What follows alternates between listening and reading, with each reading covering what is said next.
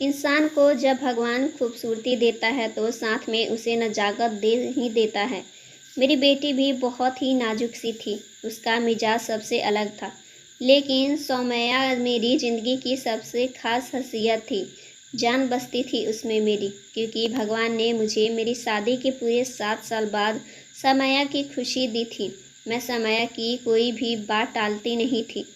मेरे ससुराल वाले थोड़े सख्त मिजाज के थे, लेकिन समया के पापा बहुत ही नर्मल दिल इंसान थे।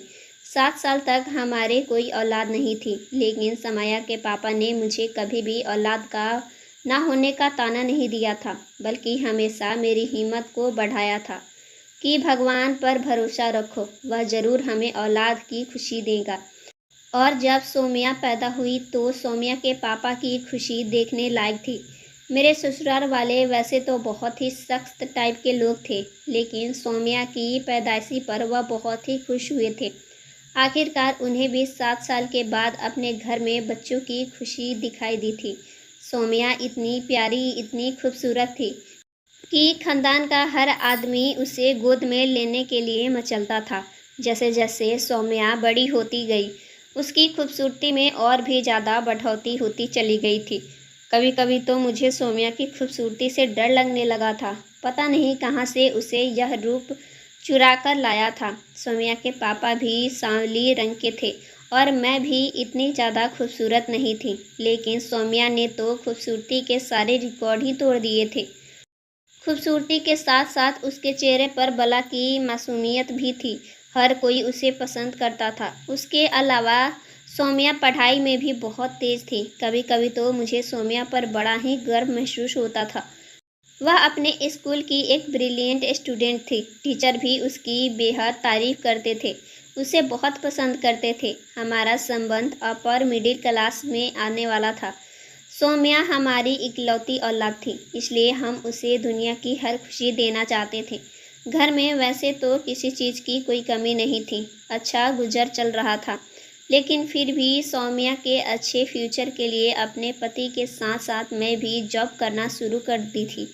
सब कुछ बहुत अच्छा चल रहा था, लेकिन उस दिन सब कुछ बदल गया जब सौम्या ने मुझे एक ऐसी बात कह दी थी। मैं तो अंदर से काँप के रह गई थी।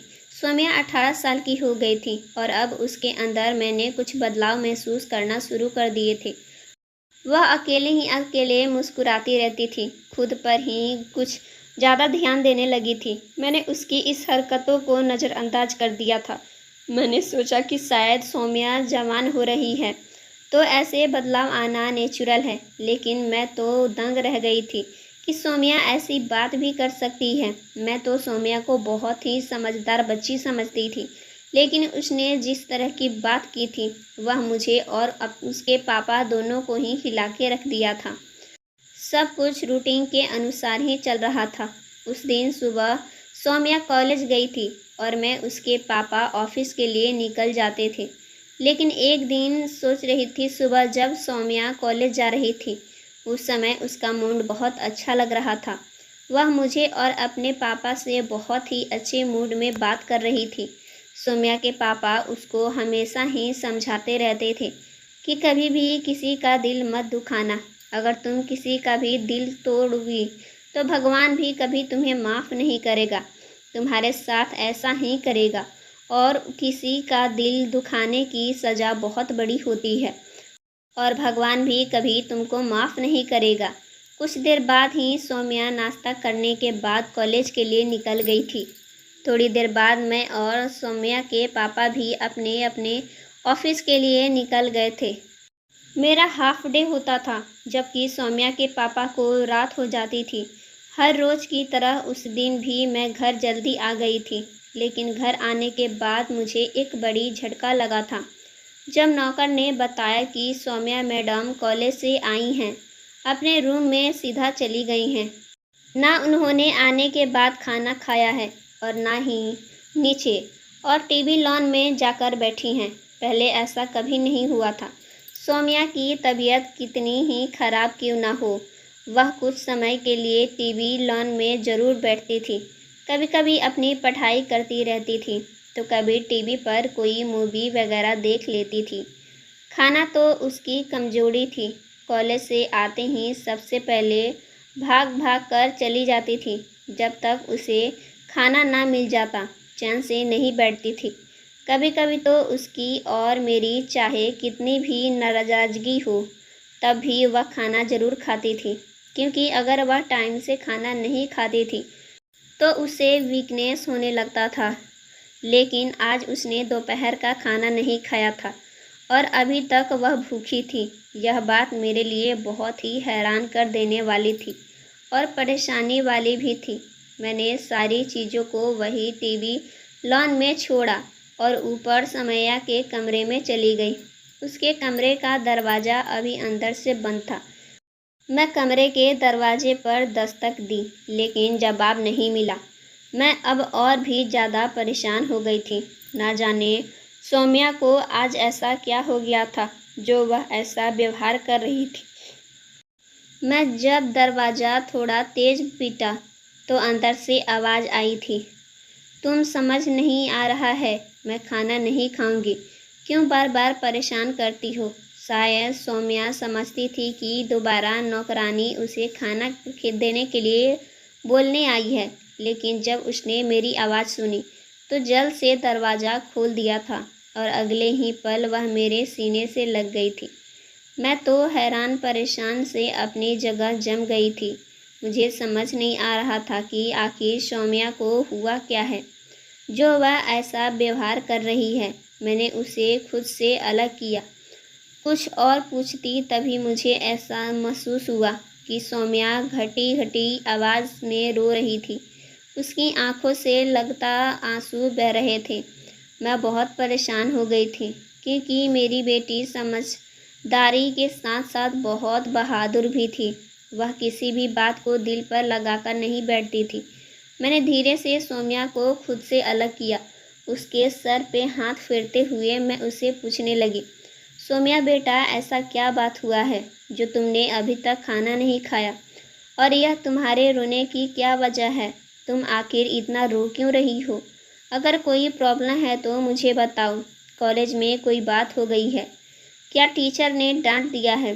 क्या मैं अपनी तरफ से सामान पर सवाल कर रही थी, क्योंकि सौम्या की आंखों में से आंसू बह रहे थे। मैं अंदर तक चली गई थी। मैंने कहा, अगर कॉलेज में कोई बात हुई है तो मैं खुद तुम्हारे कॉलेज में जाकर उसे मामले को निपटा के कोशिश करूँगी, लेकिन इस तरह रोने से मसला हल नहीं होगा। उसने एक नज़र मुझे देखा और कहने लगी, मामा पापा को आने दे, मैं आप दोनों के साथ सारी बात बताना चाहती हूँ। मैं चाहती हूँ जल्दी ही आप दोनों के लिए यह बात मालूम हो जाए। मैं सौम्या का गाल पर हाथ रखा और उसको कुछ कहते हुए कहने लगी, देखो सौम्या, तुम्हें किसी भी चीज़ की परेशानी है तो तुम मुझे बता सकती हो। मैं तुम्हारी माँ हूँ। अगर तुम्हारे पापा ना भी माने तब भी मैं उन्हें कन्विंस कर लूँगी, लेकिन मेरी जान, इस तरीके से खुद को तकलीफ़ मत दो। चलो आओ मेरे साथ खाना खाओ। लेकिन वह नाम से हिलकर अंदर चली गई, जबकि मैं अपनी जगह खड़ी रही थी। मुझे समझ नहीं आ रहा था सौम्या इस तरह का व्यवहार क्यों कर रही थी। आज से पहले तो उसने कभी भी ऐसा नहीं किया था।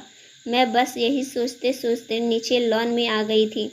नौकरानी ने भी मुझे सौम्या के बारे में पूछा, लेकिन मेरे पास बताने के लिए कुछ नहीं था। मुझे समझ नहीं आ रहा था आखिर सौम्या के रोने की वजह क्या थी। लेकिन जो कुछ भी था, सौम्या के रोने से मैं मुश्किल में पड़ चुकी थी। मैंने कुछ सोचकर फ़ौरन ही सौम्या के पापा को कॉल कर दिया और उन्हें घर जल्दी आने को बोला, ताकि जल्दी से जल्दी खाना तैयार कर सकूं। नौकरानी ने मेरी तरफ कदम बढ़ा दी थी, इसलिए काम भी आसान हो गया था। आज मेरी सोच में सिर्फ और सिर्फ सौम्या ही थी। सौम्या के पापा भी अब जल्दी आ गए थे, क्योंकि उन्हें भी सौम्या की चिंता थी और उनकी चिंता मेरे दिल को शांति देने लगी थी।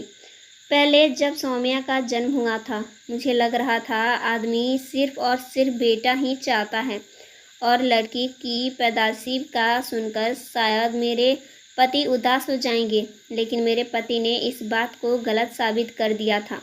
वे अपनी बेटी से बेहद प्यार करते थे। मैंने विवेक को सारी परेशानियों के बारे में बता दिया और हम सौम्या के कमरे में चले गए।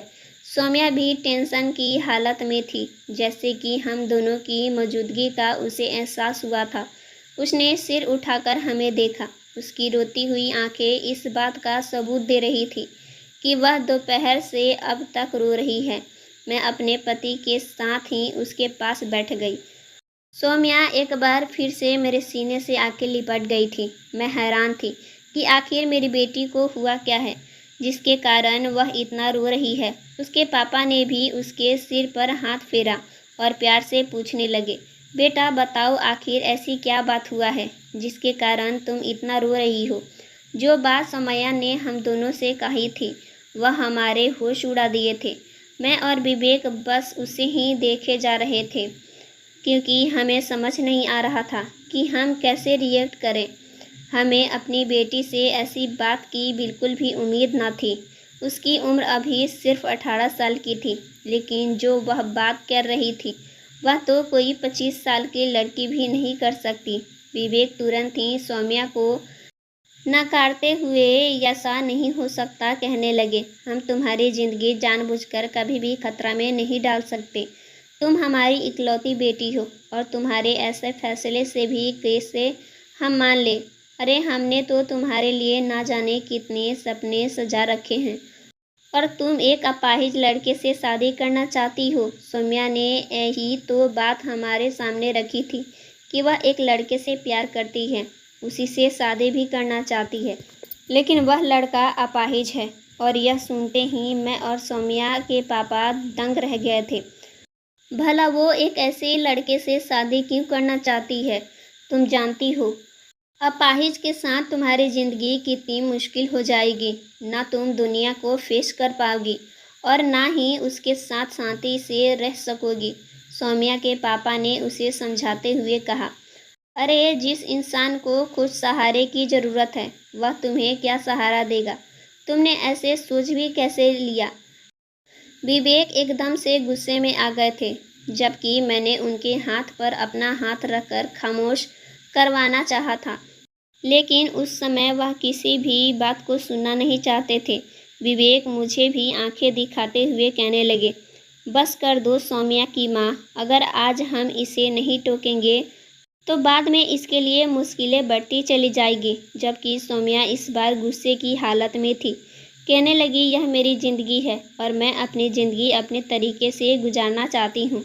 मैं आप दोनों को यह बात बताना चाहती हूँ और यह मेरा फैसला था बस। लेकिन आप दोनों मेरे मामले में कुछ भी नहीं कह सकते, क्योंकि मैं बालक लड़की हूँ और मैं अपने जीवन के फैसले खुद ले सकती हूँ। मेरा यही फैसला है कि मैं शादी सिर्फ और सिर्फ उसी अपाहिज लड़के से करूँगी और बहुत जल्द ही मैं आप दोनों को उससे मिलवा दूँगी। जबकि मेरी बेटी की सुबह की अंदाज से मैं तो कभी जानकारी नहीं हुई थी। वह तो बहुत ही मासूम सी थी, लेकिन आज उसका अंदाज इस बात की गवाही था कि मेरी बेटी हमारे हाथों से निकल गई है। सौम्या ने हमें बताया कि वह एक अपाहिज लड़के से शादी करना चाहती है। उसके कॉलेज में ही वह लड़का पढ़ता है, उसका नाम वहन है और वह उससे प्यार करती है और बहुत जल्दी ही शादी भी करना चाहती है। विवेक बेहद गुस्से के मूड में कमरे से चले गए थे और मैं सौम्या को समझाने लगी, देखो बेटा, यह पूरी ज़िंदगी का मामला है। अगर तुम अपनी ज़िंदगी खराब करोगी और एक अपाहिज लड़के से शादी कर लोगी तो बाद की ज़िंदगी कैसे गुजारोगी? यह सब कुछ वक्त पर होता है। एक दिन देखना तुम्हारे सामने भी ऐसा वक्त आएगा कि तुम खुद को रोओगी, मैंने यह क्या फ़ैसला कर लिया, और तुम हमें भी बोलोगी कि तुमने मुझे क्यों नहीं समझाया। दोस्तों, आगे की कहानी हम आपको सुनाएंगे दूसरे भाग में।